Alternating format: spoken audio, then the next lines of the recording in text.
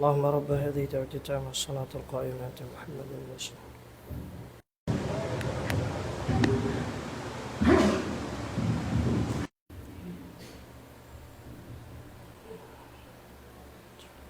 محمد وسيلة رسول الله صلى الله عليه وسلم.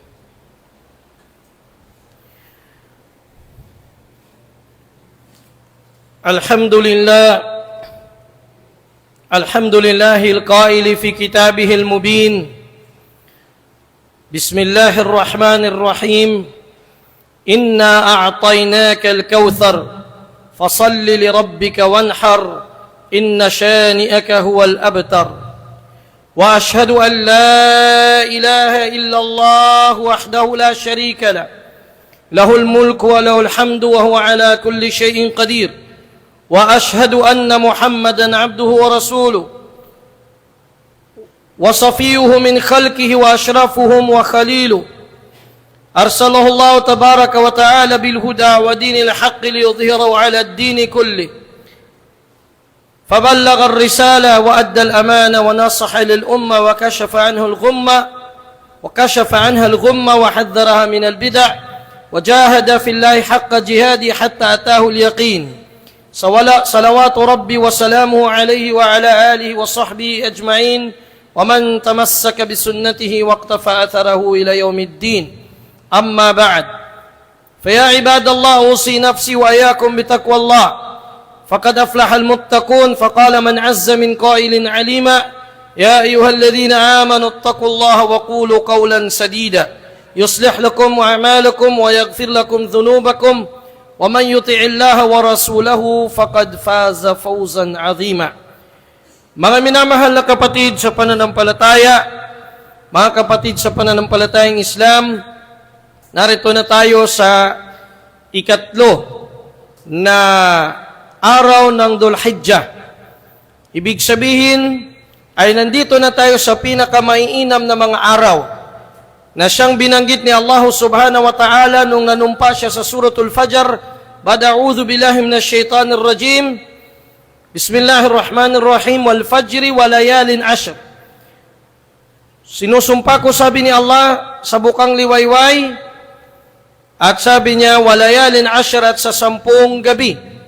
Ang tafsir ni Ibn Abbas, ni Abul Ali, at iba pa sa kanila patungkol dito, ay ang al-ashru dhil-hijjah, ang unang 10 araw ng Dhul-Hijjah. Ito ngayong dinadaanan natin ngayon. At ang unang 10 araw na ito ng Dhul-Hijjah, sa pagkakaulat ni Abu Qatada al-Ansari, radiyallahu ta'ala anhu, kanyang sinabi na, Sami'tu Rasulullah sallallahu alaihi wasallam yaqul, narinig ko ang propeta Muhammad sallallahu alaihi wasallam na nagsabi, ma min ayamin al-amalu as-salihu fihinna ahabbu min hadhihi al-ayyam, ay al-ashr dhil-hijjah. Qalu wala al-jihad ya Rasulullah? Qala wala al-jihad illa rajulun kharaja bi nafsihi wa malihi wa lam yarji' min dhalika bi shay'. Wal hadithu muttafaqun alayh. Sinabi ng propeta, wala nang ibang mga araw sa mga araw na ito, unang 10 araw ng Dhul-Hijjah, nahihigit pa ang kabutihan dito, ang paggawa o kaibig-ibig kay Allah Ta'ala, ang mga mabubuting gawa dito, maliban sa unang 10 araw na ito ng Dhul-Hijjah. Nagtanong ang mga sahaba, ya Rasulullah, kahit bang jihad? Sabi niya, naam, kahit pang jihad. Liban na lamang sa isang taong magjijihad, lalabas siya sa kanyang bahay, na ang kanyang itatabarro sa landas ni Allah ay ang kanyang sarili at ang kanyang kayamanan, at pag-uwi niya ay wala na siyang dala-dala na kahit ano. Hadith na ito, mga kapatid sa pananampalatayang Islam, kailangan natin na maunawaan ng tama ayon sa pag-unawa din ng mga ulama at ng mga salaful ummah. Hindi ibig sabihin dito na ang puasa mo dito sa unang 10 araw, halimbawa, ay mas mainam pa sa nagjijihad. Hindi. Bagkus ang ibig sabihin nito, ang pagjijihad sa loob ng unang 10 araw na ito ay mas mainam o hindi mahigitan ng jihad sa labas ng buwan na ito. Yan ang ibig sabihin ng hadith na ito ng Nabi sallallahu alaihi wasallam sa pagkakapaliwanag ni Imam An-Nawawi sa Sharh Sahih Muslim ni Imam An-Nawawi. Kaya mga kapatid sa pananampalataya, Bakit hindi magkakaganoon samantalang mga sahaba kagaya ni Umar ibn al-Khattab at iba pa sa kanila, pagpasok ng unang araw ng Dhul-Hijjah sa unang 10 araw na ito, nagtatakbir na sila. Sa mga daan, sa mga plaza, nagtatakbir na sila. Allahu Akbar, Allahu Akbar, Allahu Akbar. Yan ang isa sa mga sagisag ni Allah subhanahu wa ta'ala. Ang pagdadakila sa Kanya, pagdadakila sa Kanyang pangalan sa mga unang 10 araw na ito. Ganon din, ang ano-ano pang mga kabutihang gawa, pagbabasa ng Quran at lahat, kasama na doon ang pagkukurban. Yan ang mga gawaing mabuti. Kailan magkukurban? Magsisimula ang kapahintulatan nito sa ika-10 araw, sa Idul Adha, hanggang sa huli ng Ayamut Tashriq. Anong Ayamut Tashriq? 11, ika-12 at ika-13 ng Dhul-Hijjah. Yun ang pagkukurban. Pagkatapos ng Salatul Eid, magkukurban. Sabi ng Nabi sallallahu alaihi wasallam sa pagkakaulat ni Imam Muslim at iba pa sa kanya, man kana lahu dhibhun, ang hadith na ito inulat yung Usalama, man kana lahu dhibhun yadhbahuhu thumma ahalla hilalu dhul-hijjah fala ya'khudhanna min sha'rihi wala min adfarihi shay'an hatta yudahi. Sino man sabi ng propeta sallallahu alaihi wasallam ang mayroon siyang kakataying kambing o camel o baka para sa udhiya, magkukurban siya, at pumasok na ang unang araw ng Dhul-Hijjah, nakita ng hilal ng Dhul-Hijjah. So nakabatay tayo sa hilal pa rin. Huwag siyang kukuha o magbabawas. Wa arada ahadukum an yudahi, at gusto niyong udhiya, huwag siyang magbabawas ng kahit anong buhok sa kanyang katawan o kuko hanggat siya ay makapag-udhiya. Ang sabi ng jumhurul ulama, hindi ito lilwujub, hindi ito wajib, bagkos mustahab, kaibig-ibig. Bakit? Dahil choice. Sino man sa inyo ang may gusto na magkurban. Ngayon, ang masala doon, kung ang kakayanan mo magkurban darating sa ika-10 na ng Dhul-Hijjah o ika-11, bago nag-Dhul-Hijjah o pagpasok ng Dhul-Hijjah, wala kang kakayanan. Nagbawas ka na ng buhok at lahat kasi hindi mo expected. Dumating ang kakayanan mo, saka ka magbibili para sa kurbani. Tanggap mo o hindi tanggap? Tanggap, ayon sa pananaw ng jumhur, dahil yung pagbawas at pagtanggal ng kuko, hindi yun shart, hindi kondisyon sa udhiya, bagkos syartu kamal. Hindi syartu siha, syartu kamal. Kondisyon para mas kumpleto ang reward mo. Pero kung nakabawas ka na doon, na binawasan mo na yung mga buhok-buhok mo, o hindi kaya ay kuko mo, nakapasok ng Dhul-Hijjah, then saka mo na pag-realize na pagtanto na mayroon ka palang kakayanan, pwede ka pa rin magsumbali. Mga kapatid, pag nilayan natin saglit ang aya na ito, napakaiksi na sura sa Quran al-Karim. Nung binaba ito sa Propeta Muhammad sallallahu alaihi wasallam, tumawa ang Nabi. Ngumiti ang Nabi na umabot dito ang kanyang molar teeth, itong bagang niya nakita. Nagtanong ang mga sahaba, ma adhakaka ya Rasulullah? Ang hadith na ito ay nasa Sahih Muslim, inulat ni Anas ibn Malik. Sabi niya, unzilat alayya suratun anifa, lam tunzal ala nabiyin qabli. Mayroong sura na binaba sa akin si Allah Ta'ala kanina na hindi binaba sa ibang mga propeta na una sa akin. Ano yan ya Rasulullah? Inna a'tainaka al-kawthar fasalli li rabbika wanhar inna shani'aka huwal abtar. Tunay ya Muhammad na ibinigay namin sa iyo ang al-kawthar. Sabi ng mga ulama ul-lugha, al-kawthar, ang bina nito sa lugha, sa sarf, kagaya ng nawfal o faw'ala, ibig sabihin ng kawthar, napakarami. Ibinigay namin sa iyo ya Muhammad ang ubod ng dami ng kabutihan. Ano daw yung ubod ng daming kabutihan? Sabi ni Allah, fasalli li rabbika wanhar. Kaya't magdasal ka at magnahar. Ang sabi ng ibang mga mufassirun, ang wanhar dito ay yung paglagay. Sabi ni Imam Al-Qurtubi, ang paglagay ng Nabi sallallahu alaihi wasallam sa sala sa kanyang kanan sa kaliwa.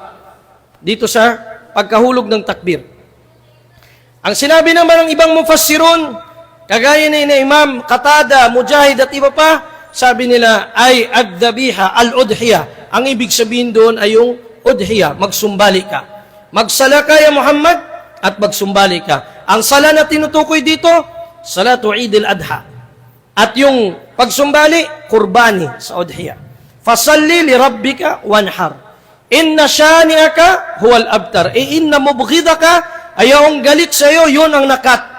Binaba ang aya na ito, na iulat, nung namatay ang anak ng propeta na lalaki na si Ibrahim.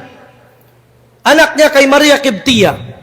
Nung namatay si Ibrahim, na anak ng propeta sallallahu alaihi wasallam, tumayo si Abu Jahal, at sa isang riwaya, si Uqbah ibn Amir al-Mu'it, ibn al-Mu'it, siya ang tumayo at sabi niya, Abtara Muhammadun, Abtara Muhammadun. Ibig sabihin si Muhammad ngayon, tapos na ang lahi niya.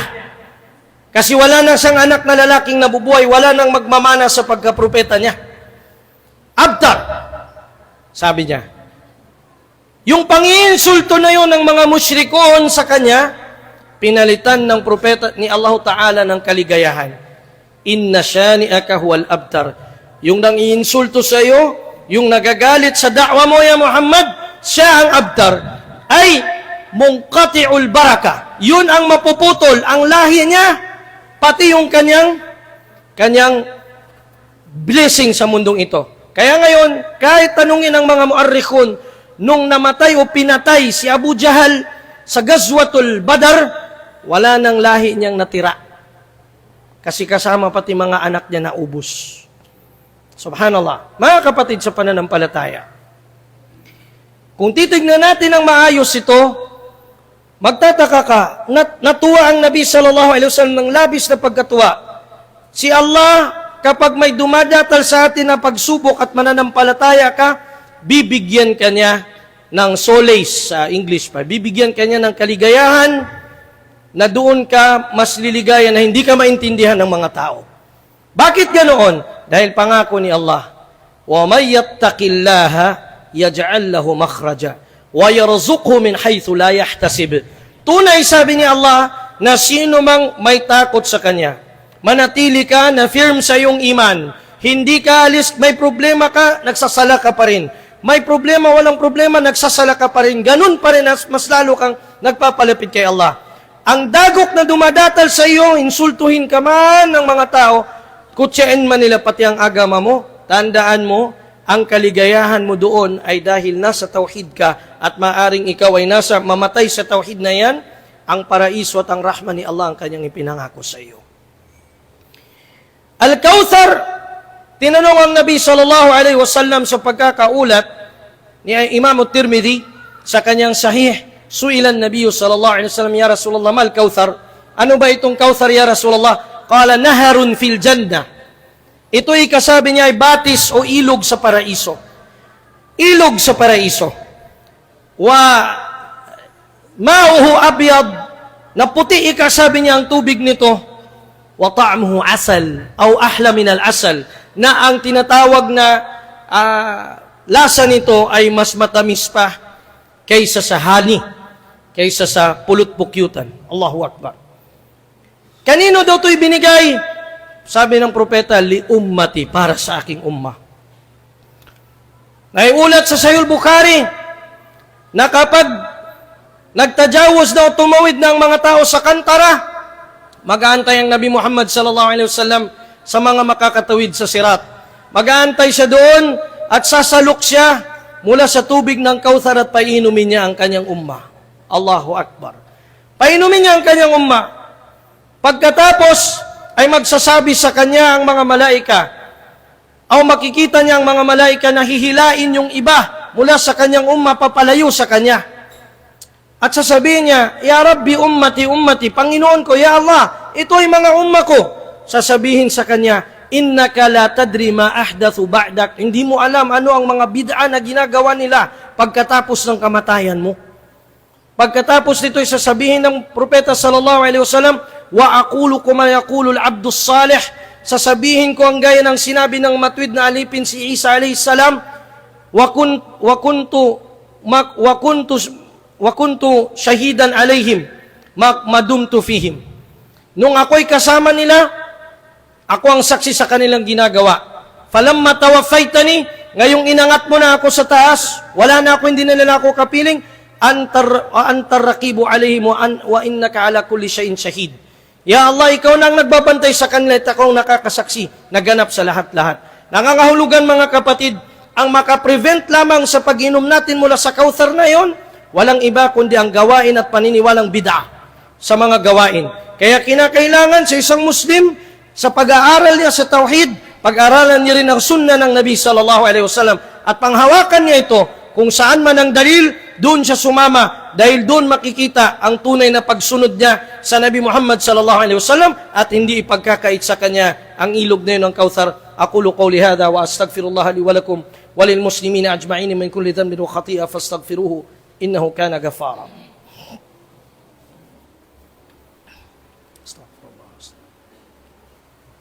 Alhamdulillah wa kafa wassalatu wassalamu ala abdihi wa rasulihi al-mujtaba Muhammad ibn Abdullah wa ala alihi wa sahbihi wa man wala. Mga kapatid sa pananampalataya, ang udhiya ayon sa jumhurul ulama, ito ay sunnatun muakkada ang pagkurban. Huwag na natin hintayin na ang Arab pang magkurban para sa atin. Kaya natin bumili ng sasakyan papalit-palit. Kung kaya natin bumili ng mga iPhone o ano, mas kaya natin ang kurbani. Ang kurbani na ito, na siyang sasaksi sa atin sa Yawmul Qiyamah, na tunay na iyong ginawa, isinatupad ang takwa mo kay Allah Ta'ala. Sinabi ni Allah Subhanahu wa Ta'ala sa Quran Al-Karim, لَن يَنَالَ اللَّهَ لُحُومُهَا وَلَا دِمَاؤُهَا. Hindi ang mga dugo at ang mga meat o karne nito ng inyong kakatayin na kurbani ang darating kay Allah. Hindi. وَلَكِ يَنَالُهُ التَّقْوَى. Bagkos ang takwa, walaki yanaluhu taqwa minkum, bagkos ang takot kay Allah Ta'ala ang aangat doon kay Allah Ta'ala, ang aakyat doon sa Kanya. Nangangahulugan, ang takot kay Allah Ta'ala, sinunod mo kung anong utos niya. May kakayanan ka, ginawa mo. Dahil tunay na susumpa ng Nabi sallallahu alaihi wasallam ang may kakayanan magkurban at hindi siya nagkurban. Anong sinabi ng Nabi sallallahu alaihi wasallam sa pagkakaulat ni Imam Ahmad sa kanyang musnad? Man kana lahu sa'ah wa lam yudahi fala yaqrabanna musallana. Sabi ng Nabi sallallahu alaihi wasallam, sino yung may kakayanan at hindi siya nagsumbali, nagkurban, hindi siya bumili, nakuriputan siya, nakuripot siya sa tayo, dumamot siya, hindi siya nagkurban, subhanallah, sabi ng propeta, wag siyang lumapit sa aming musalla. Wag siyang lumapit sa open ground namin. Ibig niya sabihin doon, i-reject ng Nabi sallallahu alaihi wasallam. May kakayanan siya, pinagdamutan niya pa ang agaman niya. Itong kurbani na ito, ibibigay ito sa mga mahihirap. Pinaka-the best na hilaw siya ibibigay, pero kung tingin mo sa mahirap na yun, wala siyang paglulutuan, pinaka-the best na lulutuin mo para sa kanya. Dahil ang kurbani na ito, palatandaan ng pagsunod mo kay Allah subhanahu wa ta'ala. Hindi totoo yung mga hadith na nagsasabing magiging sasakyan mo o ano, wala. Daif lahat yun. Pero ang totoo nito, sasaksi din itong kurbani na ito, Yawmul Qiyamah, na tinupad mo ang kautusan ni Allah Ta'ala sa pagsunod mo sa sunnah ng Nabi sallallahu alaihi wasallam at sa millah ni Ibrahim alaihi salam. Mga kapatid sa pananampalataya, itong mga araw na ito'y tanging mga nakakabuting mga araw at pagkatapos ay ang Eid, ang Salatul Eid, ang pinaka-the best sa Salatul Eid nating sasagawa sa labas ng ating masjid. Yan ang ginawa ng Nabi sallallahu alaihi wasallam. Isang beses lang siyang nagsala sa masjid sa buong buhay niya sa Eid nung umulan ng malakas sa Madina. Madinatul Munawwara na yon. Mga kapatid sa pananampalataya, yun ang pinakamainam na gawin natin. Kaya sabi ng Nabi sallallahu alaihi, sabi ni Atiyah, kunna nukhrij, sabi niya, amara na Rasulullah sallallahu alaihi wasallam an nakhruja ila as-salah hatta tusalli ma'ana hatta thumma akhrajna wa kunna nukharrij al-awatiq wal huyyad liyashhadna da'wat al-muslimin.